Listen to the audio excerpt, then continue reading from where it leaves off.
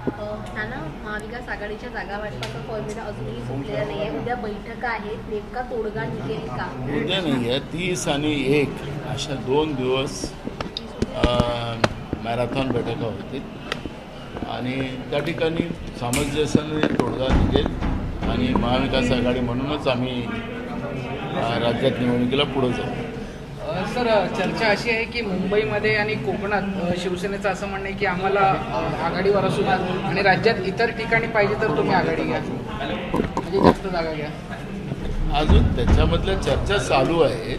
मेरिटच्या आधारावर निर्णय घेतला जाईल आणि त्या पद्धतीचं आम्ही पुढे जाऊ आणि मला वाटतं की 30 आणि 1 तारखेला दोन्ही दिवस हा प्रश्न सुटेल. काँग्रेसची किती जागेंवर मागणी आहे? आम्ही महाविकास आघाडी म्हणून चर्चा करतोय. त्यामुळे त्याला काँग्रेस किती मागणार किंवा उद्धव ठाकरे साहेबांचा पक्ष किती मागणार किंवा शरद पवार साहेबांचा पक्ष किती मागणार ही चर्चा नाही. ती मेरिटच्या आधारावर जे काही त्या ठिकाणी निर्णय होतील ते चित्र आपल्या समोर येईल. प्रश्न, दिल्ली हायकमांडला जाण्याची चर्चा आहे. भायखळा आणि वर्सोवा नेमकं काय गणित आहे? कारण का काँग्रेस अल्पसंख्याक उमेदवार देण्याच्या तयारीत आहे का, असं काही दिल्ली हायकमांड? बघा, उमेदवाराचं आता कुठलंही डिसाईड नाही झालेलं आहे. आम्ही सगळ्या उमेदवारांचे अर्ज मागवलेले आहेत. त्यांचे सर्वे पण आता यायला सुरुवात झालेली आहे. त्यामुळे की काही मायनॉरिटीचा माणूस दिला पाहिजे की दुसरा दिला पाहिजे असं कुठलीही चर्चा नाही. ज्याचं मेरिट असेल आमच्या उमेदवाराचं त्याला त्या ठिकाणी तिकीट दिली जाणार. नाना, आज पुण्यामध्ये मुख्यमंत्री एकनाथ शिंदे बोलत होते आणि बोलताना त्यांनी सांगितलं की विरोधक बदलापूर आरोपीला फाशी द्या अशी मागणी करत होते.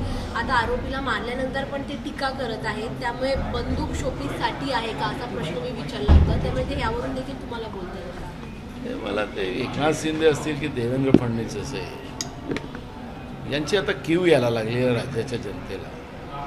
बदलापूर घटनेचं राजकारण होऊ शकत नाही असं आम्ही विरोधकाकडून अनेकदा आम्ही त्यांना सांगितलं. पण सत्तेमध्ये बसलेली लोक या बदलापूरच्या घटनेचं राजकारण करतात आहे. आता जो गुन्हेगार होता तो शिंदे होता, ज्या पोलिसांनी मारलं तो पण शिंदे, खासदार शिंदे, मुख्यमंत्री शिंदे, एकाच जिल्ह्यामध्ये सगळे शिंदेच शिंदे. आता मूळ प्रश्न आहे की राजकारण आम्हाला करायचं नाही आहे. शाळेमध्ये लहान मुली या असुरक्षित आहे हे आता ते सिद्ध झालेलं आहे. हे नुसतं एक बदलापूरची घटना नाही तर महाराष्ट्रामध्ये विविध घटना या प्रकारच्या झालेल्या आहेत. म्हणजे स्वतः फडणवीसाच्या गावामध्ये सुद्धा ही घटना या पद्धतीची झालेली आहे. एका अल्पवयीन मुलीला तिच्यापेक्षा लहान बहिणीच्या समोर तिच्यावर अत्याचार करताना ही घटना आपण पाहिलेली आहे. राज्यात असं कुठलाही भाग, पुण्यामध्ये आत्ता घटना अजून गरम आहे. तिथं पण एका शाळेत कॉलेज शिकणाऱ्या मुलीवर अत्याचार झालेला ती घटना पुढे आली. अशा घटना रोज या महाराष्ट्रामध्ये. पण या लोकांना साधी लाज वाटत नाही आणि अशा घटनेवर हे लोक राजकारण करतात आहेत. त्यांनी त्या आरोपीला एन्काउंटर केलं की त्यांनी आत्महत्या केली काय असेल ते आता माननीय हायकोर्टामध्ये ते प्रकरण आता चाललेलं आहे. पण जे काय अजून असली गुन्हेगार जे आहेत ज्याच्यात एका म्हणजे तिरोडकर केतन तिरोडकर नावाच्या व्यक्तीने जी हायकोर्टामध्ये जनहित याचिका टाकलेली आहे ती खऱ्या अर्थानं ती महत्त्वाची आहे. त्याच्यामध्ये शाळेतलं संचालक मंडळ त्यांच्याच, कारण की हा जो होता शिंदे नावाचा मुलगा त्याला टेम्पररी त्याला सफाई कामगार म्हणून लावलेलं होतं. असे किती टेम्पररी त्या लोकांनी लावलेले होते. व्हिडिओ त्याच्यातले कसे बनवले गेले जात होते. कारण की त्या मृतकाच्या वडिलांनी आणि आईने जे आरोप लावलेले आहेत की असली आरोपीला मदत करण्यासाठी माझ्या पोराला मारलं गेलं अशा पद्धतीचा आरोप मृतकाच्या आईवडिलांनी कोर्टामध्ये आरोप लावलेला आहे. त्यामुळे घटना वेगळी आहे आणि ही घटना दाबण्यासाठी एकनाथ शिंदे आणि फडणवीस ह्याच्यामध्ये राजकारण करताना आपण पाहतो आहे. असलियत वेगळी आहे. असलियत समोर नाही आली पाहिजे. RSS आणि BJPचे नेते त्याच्यामध्ये इन्व्हॉल्व आहेत. त्यांना लपवण्यासाठी या पद्धतीचं बॅनर पोस्टर बंदूक हातात घेऊन जे दाखवून जनतेची दिशाभूल केली जाते आहे. आमचं तर म्हणणं आहे की जे कोणी दोषी असेल त्यांना सगळ्यांना एन्काउंटर करा, पण ते करणार नाही. फक्त एकाला मारलं म्हणून आम्ही सगळं आता राज्यामध्ये घटनाच होणार नाही अशा पद्धतीचं जे कृत्य सरकारच्या वतीनं केली जाते हीच खऱ्या अर्थानं हास्यास्पद आहे. आणि सरकारला अजूनही संधी आहे. गुन्हेगाराला तातडीनं पकडलं पाहिजे. बदलापूर प्रकरणातले ते अजूनही फरार आहेत. त्याच्याबद्दल या लोकांना लाज वाटत नाही. हा सगळ्यात महत्त्वाचा प्रश्न. अजूनही दफन करायला जमीन मिळालेली आहे आणि कोर्टाने सोमवारपर्यंत दफन करायला सांगितलेलं आहे, पण अजूनही सर्व ठिकाणी विरोध होता. त्या अक्षय शिंदेला दफन करायला अजूनही जमीन मिळाली नाही. बघा आता सरकार किती लाचार आहे आणि किती केविलवाणी आहे याचं हे दर्शन होत आहे. कोर्ट वारंवार त्यांना आदेश करत आहे, कोर्टाचे पालन करायला ते तयार नाहीत. आणि हा जे काही प्रकरण बदलापूरमध्ये झालेला आहे अजूनही त्या मृताचं प्रेत अजून गाडल्या गेलेला नाही. तर ह्या सगळ्या घटना त्याच्यावर आज मला फार काही बोलायचं नाही, पण हे सरकार निर्लज्जेचं कळस ओलांडून बदलापूरच्या घटनामध्ये एकनाथ शिंदे असतील, देवेंद्र फडणवीस असतील, ते राजकारण करत आहेत. हे अशोभनीय आहे. एवढंच आम्ही या ठिकाणी सांगतो. नाना, पुणे मेट्रोचं आज उद्घाटन करण्यात आलं. पंतप्रधान नरेंद्र मोदी यांच्या हस्ते जो कार्यक्रम पुढे ढकलण्यात आला होता त्यावरती मोदी यांनी आंदोलन देखील केलं होतं पुण्यात. मात्र आज देवेंद्र फडणवीस असं बोलले की विरोधक केवळ छाती बडवतायत. एक पिलर त्यांनीच आता उभारला नाही, बांधू शकले नाही आणि आता ते छाती बडवतायत काम पूर्ण झाल्यावर. फडणवीसाला माझा प्रश्न असा आहे की तुम्ही जे इव्हेंट करतात ह्या अशा उद्घाटनाचं ते आखरी तर जनतेच्या पैशाचे तुम्ही कामं करतात आहे. हे आपल्या घरचे तर पैसे खर्च करत नाही आहे. नरेंद्र मोदींना त्या ठिकाणी उद्घाटनाला यायचं होतं म्हणून 27 कोटी रुपयाचं पेंडॉल आणि त्यांच्या व्यवस्थेवर खर्च केला गेलेला होता. ते पैसे कोणाचे आहेत? त्या भाजपचे आहेत का एकनाथ शिंदेच्या पार्टीचे आहेत का यांच्या घरचे आहेत? जनतेच्या पैशाची उधळपट्टी करायसाठी यांना सत्तेत थोडी बसलेले ते खोक्याचे लोक. त्याचं उत्तर दिलं पाहिजे. आणि आखरी महागाई वाढवून कधी नव्हे या देशाच्या लोकांना न परवडणारी महागाई तुम्ही उभी केली आणि जनतेच्या खिशातले पैसे काढून जनतेवर कर्ज लादून योजना तुम्ही करतात आहेत म्हणून काय उपकार करत नाही आहे. तुम्ही जनतेची लूट माजवली आहे आणि त्या लुटीतून तुम्ही आपली स्पाट आपल्या हाताने ठोकत असाल म्हणून या पद्धतीचं उदाहरण देण्याची गरज नाही. पहिले जनतेचे प्रश्न हे महत्त्वाचे असतात आणि त्यांची लूट थांबवणं हे त्याच्यापेक्षा जास्त महत्त्वाचं असतं. पण या सरकारला त्याचं घेणं देणं नाही. जनतेच्या पैशाची उधळपट्टी हाच यांचा मूळ व्यवसाय आहे आणि त्याच्यातूनच आपली पाठ ठोकटायचा धंदा हे लोक करतात. ते करू द्या, थोड्या दिवसाचं काम. ना काल इलेक्शन कमिशनची आढावा बैठक झाली, त्याच्यामध्ये अजूनपर्यंतही तारखा डिक्लेअर झाल्या नाहीत. तर दुसरीकडे जे पोलीस महासंचालक आहेत किंवा होम सेक्रेटरी आहेत त्यांच्यावर ताशेरे उडले की त्यांना बदलीची जी मुदत दिली होती तीही अजून झालेली नाही. याच्यावर तुम्ही काय सांगा? सरकारचा दबाव प्रशासनावर एवढा आहे की त्यामुळे हे प्रशासन काहीच करू शकत नाही. आणि निवडणूक आयोगाने काल जाता जाता त्यांना तंबी देऊन गेलेले आहे की आम्ही तुम्हाला रिमाइंडर देऊनसुद्धा तुम्ही अधिकाऱ्यांच्या बदल्या करत नसाल तर मग आम्हाला आचारसंहिता लागू द्या, मग आम्ही निर्णय घेऊ. अशा पद्धतीचं निवडणूक आयोगाला निर्णय घ्यावं लागत असेल तर याचा अर्थ महाराष्ट्रातल्या हे जे खोकेबाज सरकार जे बसलेलं आहे, खोकेबाज नाही धोकेबाज सरकार बसलेलं आहे, अवकाळी सरकार बसलेलं आहे, या सरकार किती मोठं पाप करते आहे आपल्या स्वतःच्या फायद्यासाठी हे त्याच्यातून निदर्शनास येते. नाना, एकंदरीत सर्वांचं लक्ष महाविकास आघाडीच्या जागांकडे आहे. दसऱ्यानंतर मुहूर्त लागेल. बघा, हेच प्रक्रिया चालत राहणारी आहे, काही न संपणारी आहे.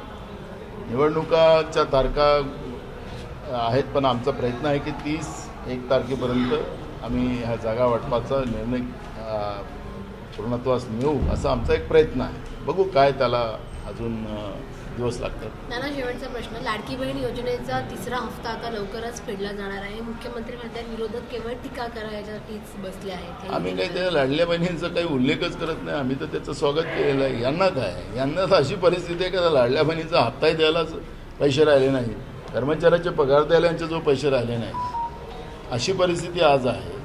विकासाचं तर काही सांगताच येत नाही. आता सगळे गड्ड्यांचाच महाराष्ट्र झालेला आहे. म्हणजे कुठेही गेलं आज महाराष्ट्रामध्ये तर गड्ड्यातूनच जावं लागतं. एवढा मोठा विकास केलेला आहे. चालता ट्रक सरळ रस्त्याच्याच आतमध्ये घुसून जातं, एवढा मोठा विकास महाराष्ट्राचा झालेला आहे. त्यामुळे यांच्या विकासाची अकलेची तारे जे आहेत हे आपल्याला सगळ्याला महाराष्ट्राच्या जनतेला पाहायला मिळत आहे. विकास कुठला झालेला आहे तर विकास या महायुतीमधले हे भ्रष्ट लोक यांचा विकास झालेला आहे असं चित्र आपण पाहतो आहे. त्यामुळे लाडक्या बहिणीच्या योजनेच्या बद्दलचं काँग्रेसची भूमिका स्पष्ट आहे. आम्ही त्या योजनेचं स्वागत करतो, पण याच्यापेक्षा जास्त पैसे अजून द्यायला पाहिजे होते अशी आमची भूमिका आहे. सर शेवटचा वर्ष सर एकंदरीतच महाविकासवरती आरोप होत आहे सत्ताधाऱ्यांकडे का मुख्यमंत्र्यांच्या चेहऱ्यावरून महाविकास आघाडीमध्ये खूप मिसअंडरस्टँडिंग आहे. कुठली मिसअंडरस्टँडिंग नाही आहे. आम्ही तिघांनी पण शरद पवारजी असतील, उद्धवजी असतील, मी असेल, आम्ही सगळ्यांनी सांगितलं की महाविकास आघाडी म्हणूनच आम्ही जनतेच्या समोर जाऊ आणि महाराष्ट्राची जनता आम्हाला आशीर्वाद देणार. कारण की ज्या पद्धतीनं लोकसभेमध्ये सुद्धा महाराष्ट्राच्या जनतेने किती यांनी मोदी केलं तरी ऐकले नाहीत. तसंच आता एकनाथ शिंदे आणि फडणवीस काही मोठा विषय नाही आहे महाराष्ट्राच्या जनतेसाठी. त्यामुळे आता मोदी आणि अमित शहा जेवढं महाराष्ट्रामध्ये दौरे करतील तेवढाच महाविकास आघाडीला फायदा होणार आणि महाराष्ट्रामध्ये बहुमताचं सरकार हे महाविकास आघाडीचं चेहरा नाही महाविकास सरकार असं यांच्याजवळ कुठं चेहरा आहे? धोक्याचा चेहरा आहे यांच्याजवळ, धोक्याचा चेहरा आहे. अवकाळी आहे. सकाळी जातो मुख्यमंत्री सांगतो चॅनलला की मी मुंबईतले सगळे नाले सफाईमध्ये मी स्वतः भाग घेतला, मी स्वतः लक्ष घातलं आणि संध्याकाळी 4 वाजता मुंबईत पाण्याखाली तुंबून जातं. म्हणजे यांचं हा चेहरा असेल तर बिलकुल आम्हाला चालतं. आमचा चेहरा महाविकास आघाडीचा आहे आणि महाविकास आघाडी म्हणून आम्ही पुढे जाऊ. तर आमदार साठवलेंनी सांगितलं शेवटचा प्रश्न की राहुल गांधींचं जे वक्तव्य आहे त्याचा फायदा येणाऱ्या निवडणुकीत बीजेपी आणि मित्रपक्षांना होणार आहे. रामदास आठवले काय म्हणतात तुम्हाला कळत असेल तर मला माहिती नाही, पण कोणा बाजून आहे ते रामदास आठवले साहेब हे कोणाच्या बाजूने हेच कधी कधी कळत नाही. त्यामुळे मी त्यांच्यावर काही प्रतिक्रिया देणं बरोबर नाही. ना हिंदी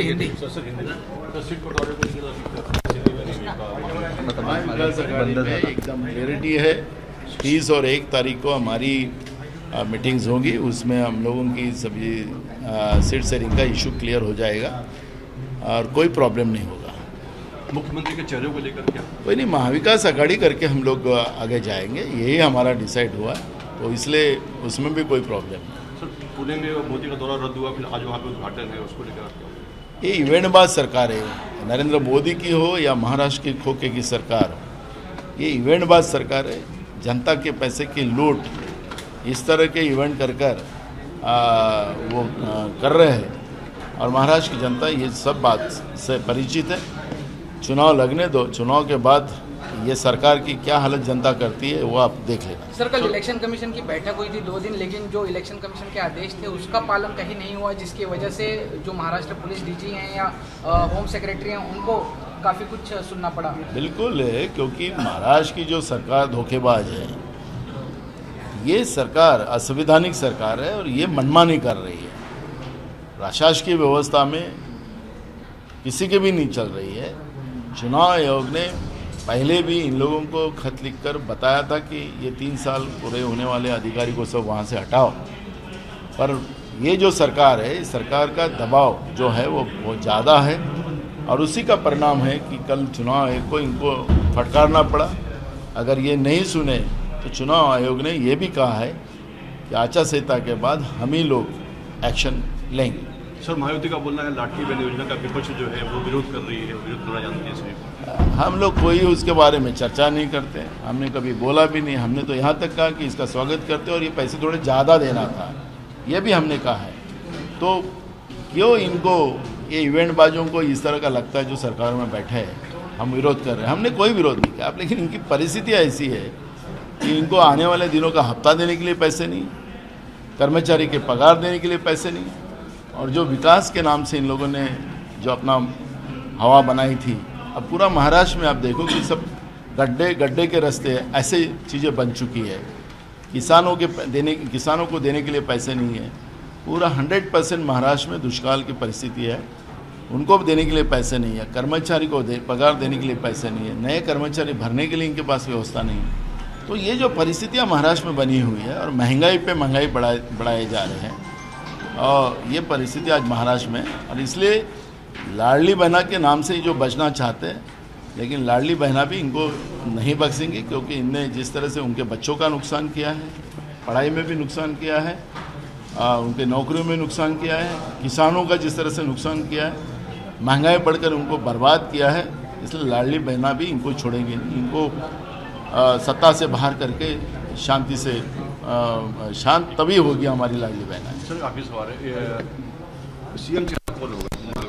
महाविकास आघाड़ी यही हमारा चेहरा रहेगा। ना आखिरी सवाल ये है कि आज कितनी सीटों को लेकर बात अटकी है महाविकास आघाड़ी? अभी 30 और 1 तारीख को आपको पता चलेगा। हम उसमें से आपको जब तीनों मिलकर, उद्धव जी हो, शरद पवार जी हो, मैं हो, हम आपके सामने आके हम बताएंगे। Thank you. एबीपी माझा, उघडा डोळे बघा नीट।